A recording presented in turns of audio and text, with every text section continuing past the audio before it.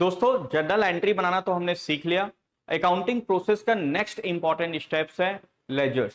कैसे लेजर्स बनाया जाता है, लेजर का फॉर्मेट क्या होता है, वो आज हम लोग इस लेक्चर्स में देखेंगे। लेजर को प्रिंसिपल बुक ऑफ अकाउंट्स या किंग्स ऑफ अकाउंट बोला जाता है, राइट। ये पर्टिकुलर हमारे ट्रांजेक्शन्स में, जैसे अगर मैं देखूं तो हमारी ये ट्रांजेक्शन्स में जितने भी अकाउंट्स आते हैं, जैसे कैश, संतोष, सबके नाम से एक इंडिविजुअल अकाउंट ओपन होगा, एक नाम से एक अकाउंट ओपन होगा।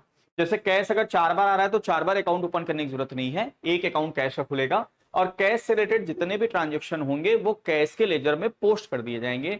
जैसे उस इंडिविजुअल कैश अकाउंट का स्टेटस पता चल सके कि हमारे बिजनेस में कितना कैश है, राइट, कि कब कब कैश आया, कितना कितना कैश गया और बैलेंस कितना है। उसी तरीके से एक अकाउंट बनेगा संतोष कैपिटल अकाउंट। संतोष कैपिटल अकाउंट में संतोष से रिलेटेड जितने भी ट्रांजेक्शन है वो यहाँ पे क्लासिफाई कर दिए जाएंगे, यहाँ पे पोस्ट कर दिए जाएंगे।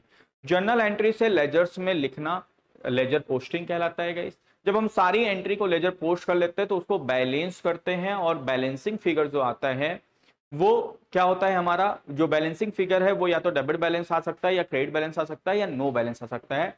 बैलेंसिंग निकालने के लिए दोनों साइड के डिफरेंस अमाउंट को हम लोग जो साइड कम रहता है उधर लिखते हैं, राइट। डेबिट साइड के टोटल एक तरफ करेंगे, क्रेडिट साइड के टोटल एक तरफ करेंगे और जो दोनों का डिफरेंस है वो बैलेंस अमाउंट आता है। कभी कभी लेजर का टोटल सेम आ जाता है तो वहां कोई बैलेंस नहीं आएगा।